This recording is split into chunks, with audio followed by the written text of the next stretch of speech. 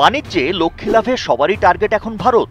১৪০ কোটির দেশে ব্যবসা করতে উৎসাহী বিশ্বের সমস্ত দেশ। শুল্ক যুদ্ধ হোক বা সীমান্তে দখলদারি, ট্রাম্প থেকে জিনপিং, সবারই নয়নের মণি ভারত। তাই শুল্ক মানে বিদ্ধ করেও ট্রাম্পের দূত হয়ে ভারতে পৌঁছলেন সস্ত্রীক মার্কিন ভাইস প্রেসিডেন্ট জেডি ভান্স।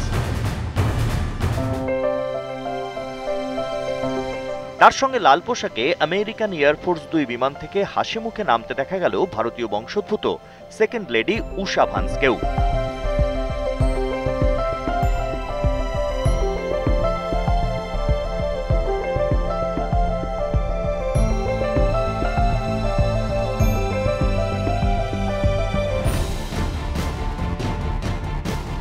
চীন সহ বাকি দেশের সঙ্গে ভারতের ওপরেও শুল্ক খাড়া নামিয়েছে প্রেসিডেন্ট ডোনাল্ড ট্রাম্প। শুল্ক যুদ্ধে চীন এবং আমেরিকার ২ রাষ্ট্রনেতার হুঙ্কারে তটস্থ বিশ্ব। ইতিমধ্যেই চীন ভারতের দিকে সহযোগিতার হাত বাড়িয়েছে।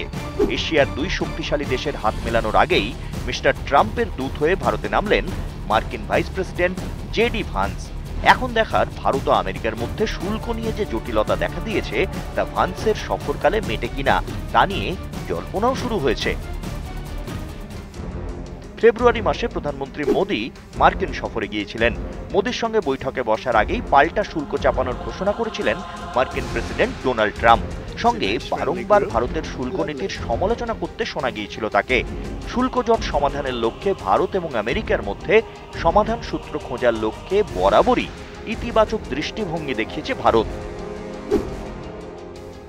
এমনকি পরিস্থিতি সামাল দিতে প্রধানমন্ত্রী নরেন্দ্র মোদীও ছুটে গেছেন ওভাল অফিসে।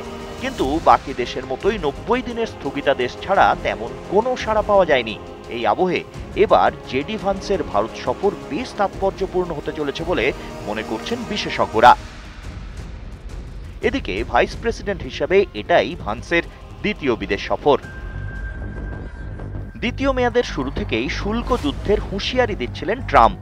তার শুল্ক রোষ প্রধানত চীনকে কেন্দ্র করেই বাড়তে থাকে। এর সঙ্গে শুল্ক প্রসঙ্গে ভারতকেও বারবার আক্রমণ করেন ট্রাম্প। এমনকি ওভাল অফিসে প্রধানমন্ত্রী মোদির পাশে দাঁড়িয়ে ভারতীয় শুল্কের কড়া সমালোচনা করেন তিনি। চীনের বিরুদ্ধে শুল্ক যুদ্ধ শুরু করেছেন ট্রাম্প। এই আবহে প্রতিবেশী ভারতকে সঙ্গে চাইছে চীন। ওয়াং বলেন, কাজান বৈঠকে শি এবং মোদির দ্বিপাক্ষিক সম্পর্ক উন্নত করার জন্য কৌশলগত নির্দেশনা দিয়েছেন। ওয়াং আরও বলেন, এশিয়ার ২টি বৃহত্তম অর্থনীতি যদি হাত মেলায় তাহলে আন্তর্জাতিক সম্পর্কে গণতন্ত্র থাকবে, গ্লোবাল সাউথের উন্নয়নের ভবিষ্যৎ আরও উজ্জ্বল হবে। এর প্রায় সঙ্গে সঙ্গেই চীনা প্রধান শি জিনপিং এর তরফে সৌহার্দ্য বার্তা পৌঁছয় ভারতীয় রাষ্ট্রপতির কাছে। এশিয়ার ২ বৃহত্তর দেশের একসঙ্গে ট্রাম্পের বিরুদ্ধে শুল্ক যুদ্ধের ঘোষণা স্বাভাবিকভাবেই চিন্তায় ফেলেছে মার্কিন প্রেসিডেন্টকে।